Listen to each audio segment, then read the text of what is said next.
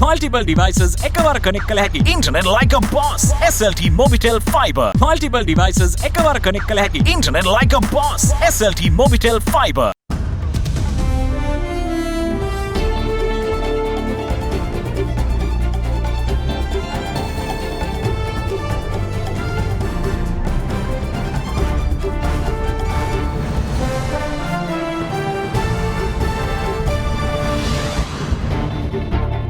Tonight, the highest order. Supreme Court orders Attorney General to prepare report detailing sectors that should be prioritized for fuel distribution. Unnecessary burdens. PUCSL calls for inquiry over CB trade union action on June 9th, leading to loss of 300 million rupees. Unlikely allies. Samagi Jana Balawega and Sri Lanka Freedom Party leaders to work together towards reforms needed for an all-party government. Essentials. President issues an extraordinary gazette declaring all services connected to electricity supply, the supply and distribution of fuel, and patient care as essential services. All this and much more coming up tonight on First at 9. This Monday, the 4th of July 2022. Nava life boy කොහොම ස්වභාවික කොහොම සාරයන් සමග හානිකර පෙරබන් රහිතයි. From AdaDerana, this is AdaDerana First at 9. Live from Studio 24 in Colombo.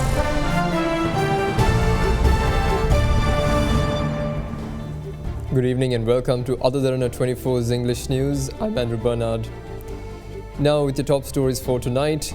The inconvenience the public is currently faced with due to the lack of fuel has seen no end, with longer queues and severe traffic congestion seen in multiple areas.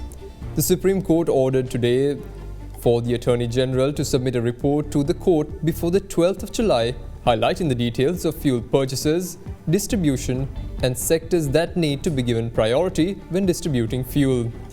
The Attorney General is required to complete the report and after consulting the relevant stakeholders. The order was issued by the Supreme Court today after considering two fundamental rights petitions that had been filed by the Bar Association of Sri Lanka.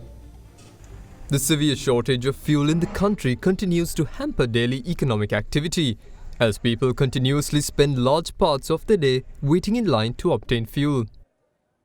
With many people continuing to queue at refilling stations to obtain fuel, severe traffic congestion persists at peak hours of the day. To make matters worse, due to the fuel shortage, people have had to make mandatory but risky journeys to their places of employment due to buses operating at 10% of capacity. According to the Minister of Power and Energy Kanchana Wijesekara, the government is expecting to receive a shipment with 40,000 metric tons of diesel on the 8th or 9th this week, while a shipment of 50,000 metric tons of petrol and 10,000 metric tons of kerosene is expected on the 10th or 11th of this month. Until such time, the Ceylon Petroleum Corporation has sufficient stocks of fuel to distribute for essential services. Due to this, Lanka IOC is the only distributor of petrol and diesel for the general public, but under a cap. Meanwhile, the IOC has, however, stopped issuing fuel under the token system as the move has been ineffective. Taking to Twitter, the managing director of Lanka IOC, Manoj Gupta, said that measures are being taken to distribute fuel from its Trincomalee terminal, with distribution activities continuously taking place even on Sunday. In the meantime, an incident of a high-ranking army officer assaulting a civilian is currently circulating on social media. Army media spokesperson Brigadier Nilantha Premaratna told AdaDerana that an investigation will be carried out regarding the military officer who assaulted the civilian. He went on to say that two individuals who acted in an unruly manner at the filling station was also handed over to the police. Meanwhile, with people having to wait for days on end at queues to get fuel, increased tensions among frustrated customers continue to be reported. One such incident was reported at an IOC refilling station located down the Bandaragama Panadura road. Tensions escalated between the people who had waited in queue when police formed a separate queue to get fuel from the station after the station had only received stocks of fuel yesterday. In Hatton, meanwhile, customers who had been waiting in queues for days had protested against the priority issuance of fuel to three-wheeler drivers after employees at the station had received 6,600 litres of petrol after days.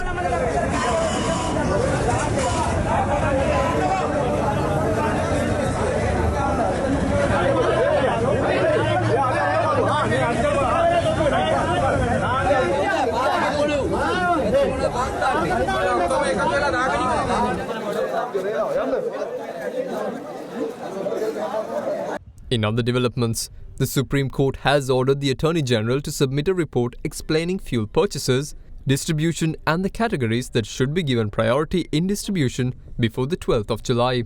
The AG has been directed to formulate a plan of the procurement and distribution of fuel along with the sectors and areas to be given priority after consulting with relevant stakeholders.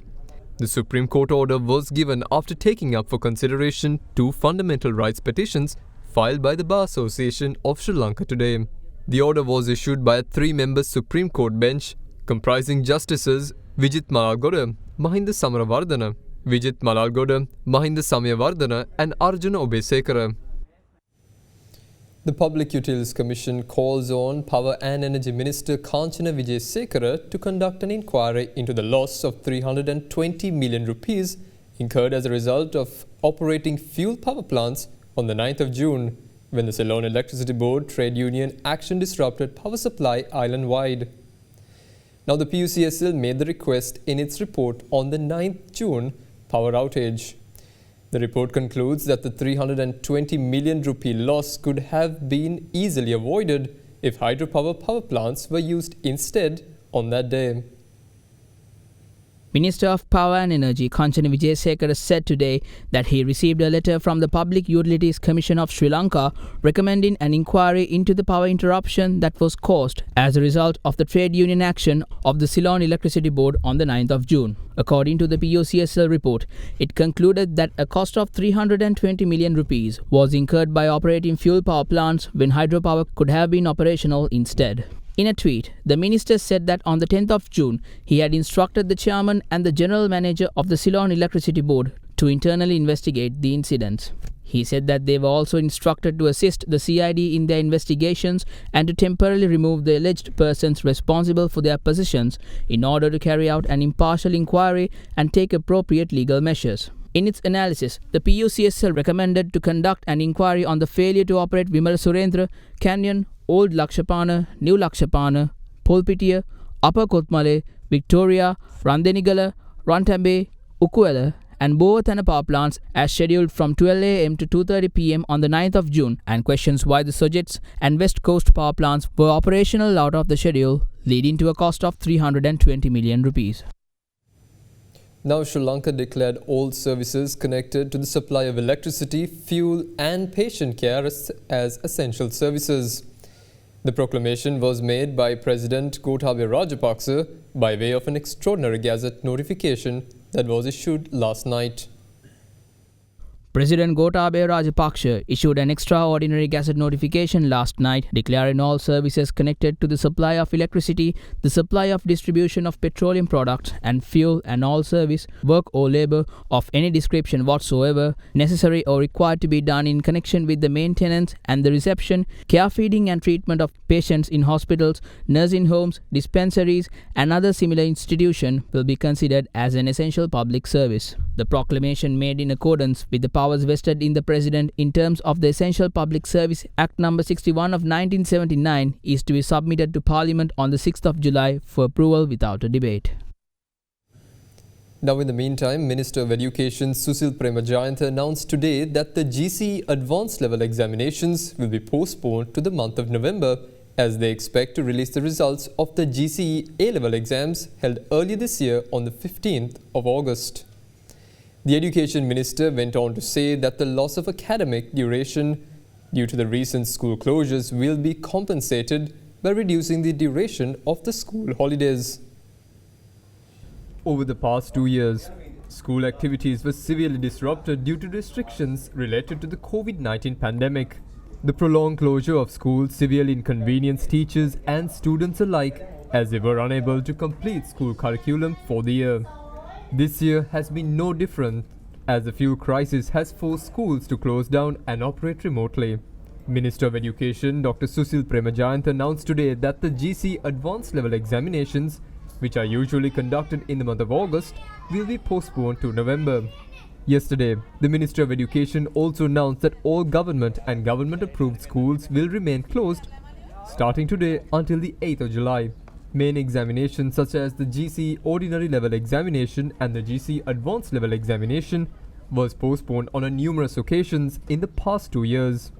According to a survey carried out by the Ministry of Education in 2021, the learning loss due to prolonged school closure is estimated at 90% in the Western Province and 70% in other provinces. Addressing Parliament today, the Education Minister reiterated that the missed school academic duration will be covered by reducing the duration of school holidays. විශේෂයෙන්ම මේ අවුරුද්දේ නොවැම්බර් මාසෙ තමයි ගරු කතානායකතුමනි උසස් පෙළ විභාගේ තියෙන්නේ මාසෙකින් විතර කල් යනවා ප්‍රතිඵල නිකුත් කරන්න බලාපොරොත්තු වෙන අගෝස්තු 15 නිකුත් කළා සති මාස 3කට පස්සේ තමයි ඊළඟ විභාගේ තියන්නේ නැත්නම් දරුවන්ට සූදානම් වෙන්න අවශ්‍යයි ඊට අමතරව COVID-19 නිසා මේ දැන් අද දවසේ සිදුවෙන පාසල් වැසීම නිසා වැඩිම අගතියටපත් වෙන්නේ ප්‍රාථමික අංශයේ දරුවෝ 1-2 වසරේ දරුවෝ 1-2 ශ්‍රේණිය අවසන් වෙනකොට numeracy and literacy ඒ ප්‍රශස්ත මට්ටමට එන්න ඕනේ. දැන් මම සමීක්ෂණය කරගෙන යනවා පළාත් අනුව කලාප අනුව කොයි මට්ටමේද අපි ඉන්නේ කියලා පහුගිය වසර දෙකේ බලපෑම. ඒ නිසා තමයි යුනෙස්කෝ සංවිධානයේ ආධාර මුදල් ලබන අවුරුද්දට දෙන්න සූදානම් වෙන්නේ. මොකද ගුරුවරුන්ට සැසිපවත්වන්න ඕනේ. යාවත් කාලීන කරන්න ඕනේ දැනුම. මම බලාපොරොත්තු වෙනවා වෘත්ති සමිතිත් එක්ක සාකච්ඡා කරලා මේ අහිමි වෙන කාලය නිවාඩු කාලය අඩු කරලා ලබා ගැනීම පමණක් නෙවෙයි ඉන් එහාට අපි කොහොමද පාසලේ ඉගැන්වීමේ කාල පරිච්ඡේදය වැඩි කරගෙන අහිමි වූ කාලයක් විශේෂයෙන් ප්‍රාථමිකයේ සහ විභාග අභිමුඛව ඉන්න දරුවන්ගේ විෂය නිර්දේශයන් අවසන් කිරීම විතරක් නෙවෙයි දැනුම ලබා දීමත් කරන්න මම දැන් කටයුතු කරගෙන යනවා. Now, the Ministry of Foreign Affairs said that its Consular Affairs Division will be open to the public on all weekdays from today, considering the heavy demand for consular services and in order to fulfill public needs. According to the ministry, the regional consular offices in Jaffna, Mathura, Kandy, Trincomalee and Kurunegala will also follow the same working arrangements. Last week, the ministry announced a limitation of services provided by its Consular Affairs Division to 3 days a week, that was Monday, Wednesday and Friday, with effect from last Thursday. But going forward, the Consular Affairs officers will be open on all weekdays. We'll be back from this short break. Stay with us.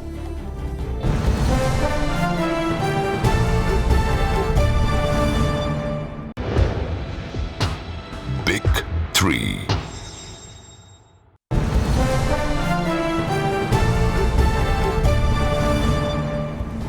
Welcome back.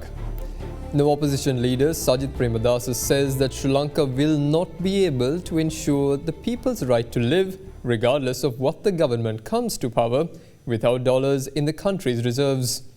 The SJB leader believes the situation can be managed with 10 to 12 billion US dollars. A program themed National Reforms and Way Forward aimed at introducing political, economic and social reforms to the country was held today at the office of the opposition leader in Colombo. The event was also participated by Chairman of Sri Lanka Freedom Party, former President Maithripala Sirisena, opposition leader Sajith Premadasa and senior political representatives of both SLFP and Samaka Jana Balawegaya. Crucial talks between opposition leader Sajith Premadasa and SLFP chairman Maithripala Sirisena were held towards the formation of an all-party government. මේ ලක්ෂ 220කට අධික වූ ජනතාව කොහොමද රැකගන්නේ? කොහොමද ඒ අය ජීවත් කරවන්නේ? අද එන්නෙම දුප්පත්කම වැඩි වෙලා. ඉතින් මේ අවසානයේ මේ හැම දෙයක් දිහා බලනකොට මට තේරෙන්නේ මේක ඩොලර් සත ප්‍රශ්නයක්. අපි ගණනය කර තිබෙන ආකාරයට ඩොලර් බිලියන 10ක 12ක අතර මුදල් ප්‍රමාණයක් එකවර ලබා ගන්න යම්කිසි හුස්මක් රටට ලබා දෙන්න පුළුවන් නම් මූලික අතීතයෙන් සහ වර්තමානයෙන් පාඩම් ඉගෙනගෙන අපිට පුළුවන් තියෙන තත්ත්වය කළමනාකරණය කරගන්න. මොන ආණ්ඩු හැදුවත් ඒ ඩොලර් ටික අපිට නැත්නම් අපිට ජීවත් වීමේ අයිතිය සුරක්ෂා කරන්නට බෑ මේ රටේ ජනතාව. සත්‍ය වශයෙන්ම අපි එකතු වෙන්නට ඕන. හැබැයි අපි එකතු වෙන්නට ඕන හරි දෙයට. ජන සමාජයත් දේශපාලන ශාස්ත්‍රයත් තුළ දැවැන්ත ප්‍රතිසංස්කරණ සිදුවිය යුතුමයි. අපි හිතන්නට ඕනේ මේ ප්‍රතිසංස්කරණ වැඩපිළිවෙල හදනකොට මූලික වශයෙන්ම කොහොමද මේ හෙට දවසේ දරුවන්ගේ සහ අනාගත තරුණ පරපුරේ බලාපොරොත්තු සහ සිහින සැබෑ වෙන සමාජයක් අපි හදන්නේ. ඒ සඳහා සුසු කොහොමද අපි විදේශ ප්‍රතිපත්තියක් හදාගන්නේ සියලු ජාතීන් සමග මිත්‍රත්වය ද්විපාර්ශ්වික සමගතා ඉතාමත් හොඳින් පවත්වන. ඉතින් මේ අනුව මේ සියලු කරුණු කාරණා එක තැනකට ගෙනල්ලා අපි එක වැඩපිළිවෙලකට කඩිනමින් යා යුතු තමයි වෙන්නේ. අපිට බල ඉන්න කාලයක් නැහැ. හොඳ වැඩපිළිවෙලකට යමු. උන්වහන්සේලා මේ ගත්ත පියවර මම ඉතාමත් අගය කරනවා. Now, the Chief Administrative Officer of the LANKA Pradeshiya Sabha was reportedly being stabbed to death today. According to police, the 42-year-old woman had succumbed to her injuries upon admission to hospital. Police said that the attack carried out using a sharp object had taken place at around 2:45 am at a residence and that critical injuries were sustained to her hand.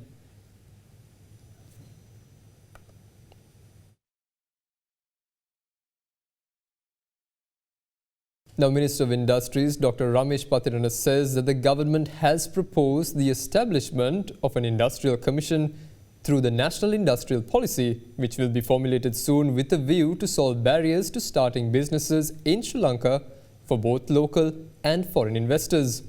Speaking in Parliament today, he also said that a cabinet paper has been submitted seeking approval to grant a moratorium to small and medium enterprises affected by the ongoing economic crisis. In the meantime, Minister of Agriculture Mahinda Amaraveera said that they expect to distribute the first consignment of urea fertilizer under the Indian credit line this week. ඉඳලා urea metric ton 65000ක් විතර ලංකාවට ගෙන්නන්න නියමිතයි. ඒක බෙදා හරින්න lorry රථ 2000ක් විතර සූදානම් කියලා තිබුණා. දැන් ඔබතුමාලා ලොරි රථ 2000ක් විතර යොදවලා රට පුරා ගොවිජන සේවා මධ්‍යස්ථාන වලට පෝර ටික ගෙනියනවා. ගොවිජන සේවා මධ්‍යස්ථානයේ ඉඳලා ගොවි ජනතාව එතන ඉඳලා ප්‍රවාහනය කරගන්න වැඩපිළිවෙලක් තියෙනවද කියලා. මොකද අද තියෙන්නේ 60ම ගණන් පෝලිං වල දවස් ගණන් ඉඳලා තමයි තෙල් ටිකක් ගන්න වෙලා තියෙන්නේ. දැනට අපිට දන්වා තිබෙන ආකාරයට 8 වෙනිදා රාත්‍රී වෙනකොට මේ ඕමානයේ ඉඳලා මේ පෝර නැව පළවෙනි තොගය මෙට්‍රික් ටන් 40000ක තොගය ළඟා වෙන බව දැනුම් දීලා තිබෙනවා. ඒ අනුව අපි 9 වෙනිදා 10 වෙනිදා වෙනකොට අපේ උපරිම උත්සාහය දරනවා මේ සියලු පෝර ලොරි රථ මගින් ඒ ප්‍රදේශවලට යොමු කරන්න. ඒ වගේම ඒවා බෙදා දීමේ වැඩපිළිවෙලත් අපි මේ වන විට ගොවිජන සේවා දෙපාර්තමේන්තුවත් අදාළ දිසාපතිවරුන්ටත් දැනුම් දීලා තිබෙනවා. සියලු දෙනාගේ සහයෝගය සහිතව මේ කටයුත්ත නිවැරදිව ඉටු කරන්න කියලා. මේ රටේ ගොවි සංවිධාන රාශියක් තිබෙනවා. ඒ සියලු දෙනා එකතු වුණොත් මේක ඉතාමත් සාර්ථකව ක්‍රියාත්මක කරගන්න පුළුවන්කම ලැබෙනවා. අද වෙළඳ පොලේ යූරියා හොන්ඩයක් විකිනෙන රුපියල් 40000කට වැඩියෙන් රුපියල් 10000 බැගින් මේ පෝර ලබා දෙන්න අපි කටයුතු කරනවා. ඒ වගේම මේ පෝර රුපියල් 10000 බැගින් ලබා දෙනවා වගේම අපි මේ ගේන ප්‍රමාණය ඉතුරු ප්‍රමාණයක් තිබෙනවා. ඒ පෝර ප්‍රමාණය අපි බලාපොරොත්තු වෙනවා බඩිරු ගෝවිය වෙනුවෙන්. ඒත් රුපියල් 10000ටම ලබා දෙන්න තමයි අපේ බලාපොරොත්තුව තියෙන්නේ. දේශීය ආයෝජකයෙක් හෝ විදේශීය ආයෝජකයෙක් යම් කර්මාන්තයක් ආරම්භ කරන්න සූදානම් වෙලා ඒ ආයෝජනය කරන්න කර්මාන්තය ආරම්භ කරන්න යෑමේදී අපේ රට තුල පවතින නීති රාමුව තුල විශාල ගැටලු රාශියකට මුහුණ දෙන්න සිද්ධ වෙනවා. ඇත්තටම අපි දන්නවා පෞද්ගලිකවම ආයෝජකයන් රාශියක් දේශීයත් විදේශීයත් ගොඩක් ව්‍යාපෘති අතෑරලා යනවා. ඒ නිසා අපේ ඇත්ත කතාව ගත්තොත් මෑත භාගයේදී කර්මාන්ත ආරම්භ කිරීම සම්බන්ධව අපි රටක් හැටියට ගොඩාක් පහළ තැනක ඉන්නේ කියලා මම අවංකව කියන්න ඕනේ මේ වෙලාවේ. ඇත්තටම පසුගිය ඉතිහාසය තුල ඇඟලුම් කර්මාන්තශාලා විශාල වශයෙන් ආරම්භ කරපු නිසා අද අපිට විශාල ඩොලර් ප්‍රමාණයක් එනවා. ඒ නිසා මේ දුර්වලතාවයන් මගහැරවීම සඳහා විශේෂ වැඩපිළිවෙලක් කැබිනට් මණ්ඩලයේ හරි සාකච්ඡා කරලා කඩිනමින් ඒ අයට සුබදායි පිළිතුරක් ලබා දෙනවාද කියලා දැනගන්න කැමතියි. ශ්‍රී ලංකාව ව්‍යාපාර ආරම්භ කිරීමටත් පවත්වාගෙන යාමටත් ව්‍යවසායකත්වය ආරම්භ කිරීමට පවත්වන ඉතාම අපහසු රටක් ලෝකෙම තිබෙන කර්මාන්ත අමාත්‍යාංශය හරහා ජාතික කර්මාන්ත ප්‍රතිපත්තිය ඉදිරි මාස 3ක් කාලතුලදී එළි දක්වනවා. එහිදී ඉන්ඩස්ට්‍රියල් කමිෂන් අපි පූර්ණ බලති කාර්මික කොමිෂන් සභාවක් ස්ථාපනය කරන්නට යෝජනා කළා. මේ හරහා මේ නෛතික බාධාවන් එකම ස්ථානයකදී විසඳලා දෙන්නට අවශ්‍ය පදනම සකස් කරන වැඩසටහනක් ව්‍යුහාත්මකව යෝජනා කළා. මේක කැබිනට් මණ්ඩලය ඉදිරිපත් කළා අනුමැතිය ලබාගෙන ජනතාවගේ අදහස් ලබාගෙන ඉදිරියට ගෙන යන්නට බලාපොරොත්තු මේ හරහා ශ්‍රී ලංකාවේ කර්මාන්ත කිරීමේ පහසුව වැඩි දියුණු කරන්නට අවශ්‍ය පියවර ගන්නවක් අපි අරගන්න යෝජනා කරලා තියෙනවා. අද තියෙන ආර්ථික අර්බුදයත් සමග බැංකුත් එක්ක ගනුදෙනු කරන ව්‍යාපාරිකයන් විශාල පීඩනයකට ලක් වෙලා තිබෙනවා. කර්මාන්තකරුවන් විශේෂයෙන් කුඩා හා මධ්‍ය පරිමාණ කර්මාන්තකරුවන් මේක සම්බන්ධයෙන් ඔවුන්ට යම්කිසි සහනයක් ලබා දීම සම්බන්ධයෙන් බැංකුත් සමග ඔබතුමා කර්මාන්ත අමාත්‍යවරයා හෝ අමාත්‍යාංශයේ වශයෙන් යම් කිසි ක්‍රියාමාර්ගයකට එළඹීමට කටයුතු කරලා තියෙනවාද? මමත් විජේදාස රාජපක්ෂ ඇමතුමත් එකතු වෙලා මෙට සති දෙකකට පෙර අපි කැබිනට් මණ්ඩලයට කැබිනට් යෝජනාවකුෙන් ඉදිරිපත් කරලා තියෙනවා. කැබිනට් පත්‍රිකාවක් ගිය සතියේ තමයි ඒක අනුමැතියට ගන්න තිබුණේ. හැබැයි මුදල් අමාත්‍යාංශ මගින් කල් ඉල්ලලා තියෙන නිසා ඒක මේ සතියේ නැවත විවාදය අපි සලකා බලනවා. එහිදී අපි යෝජනා කරලා තියෙනවා කොරෝනා අවස්ථාවේදී වගේම මොරටෝරියම් එකක් ලබා දෙන්න කියලා, ණය ගෙවීමේ කාලය දීර්ඝ කරන්න කියලා, ණය වෙනුවෙන් සහනයක් ලබා දෙන්නට කියලා, ගෙවීමේ ඒ වගේම ණය වෙනුවෙන් අත්පත් කර ගැනීම ගැනීමට යෝජිත වත්කම් අත්පත් කර ගැනීම නවත්වන්නටයි කියලා සහ සුළු හේතුවක් නිසා අර අසාදු ලේඛන ගත කළ ක්‍රීම් ගිහයකට ගිහිල්ලා තියෙන ව්‍යාපාරිකයින්ට ඒක නොසලකා නැවත ණය ලබා දෙන්නට කියන ඉල්ලීම ඇතුළත් කැබිනට් පත්‍රිකාවක් ගිය සතියේ ඉදිරිපත් ඒක ගොඩක් වෙලාවට අද සාකච්ඡාවට ගැනේ අපි උපරිමයෙන් උත්සාහ කරනවා ඔවුන්ට අවශ්‍ය සහන ලබා දීමට මූල්‍යමය ප්‍රතිපාදන තත්ත්වයන් යටතේ ලබා දෙන්න පුළුවන් සහන ලබා දෙන්නට.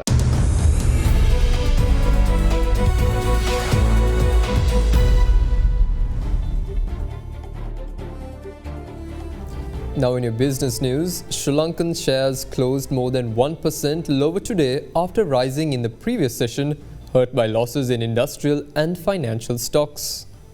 At the close of trade, the all-share price index was down 1.31% at 7,359.55 after falling 2.53% last week. Trading volume jumped to 109.8 million shares from 35.5 million shares in the previous session. The market turnover was 1.31 billion rupees. Foreign participation remained at subdued levels, with foreigners closing as net buyers, purchasing 38.1 million rupees worth of shares, while domestic investors were net sellers, offloading 1.3 billion rupees worth of shares. Now, oil prices rose today as concerns of tight supply due to lower OPEC output and sanctions on Russia overshadowed fears of global recession.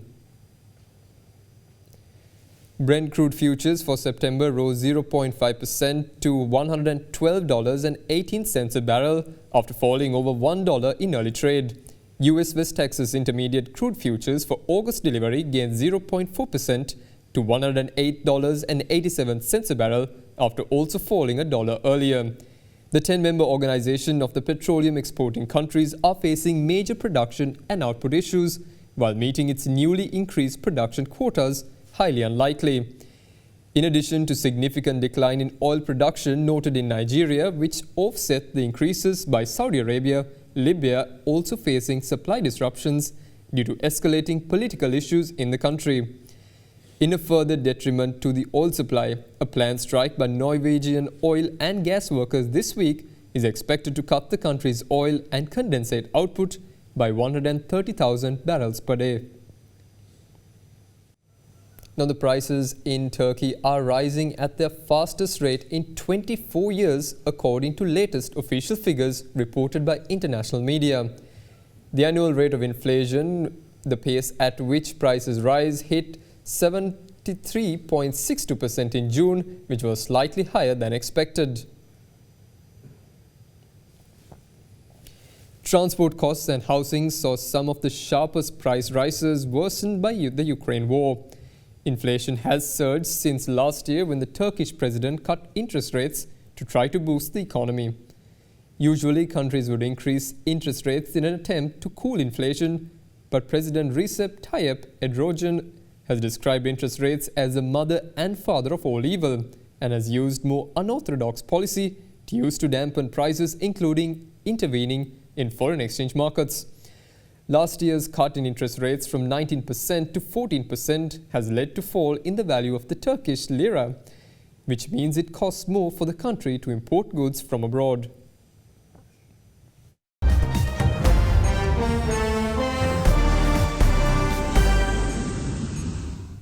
In your international news, Sydney, Australia floods inundated properties as more heavy rains was set to drench the city with fresh evacuation orders issued for tens of thousands of residents.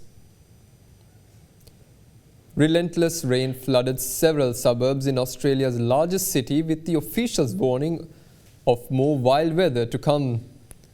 An intense low-pressure system off Australia's east coast is forecast to bring more heavy rain across New South Wales after several places in the state were hit with about a month's rain over the weekend. With about 30,000 residents in New South Wales state facing evacuation frustrations swelled in several suburbs in Sydney's west floods after submerged homes, farms and bridges. There are some for the third time this year. No loss of lives has been reported so far, as officials urged people to leave their homes when ordered and avoided driving in flooded roads. Now that's all from us here at First and 9. Have a pleasant evening. Good night.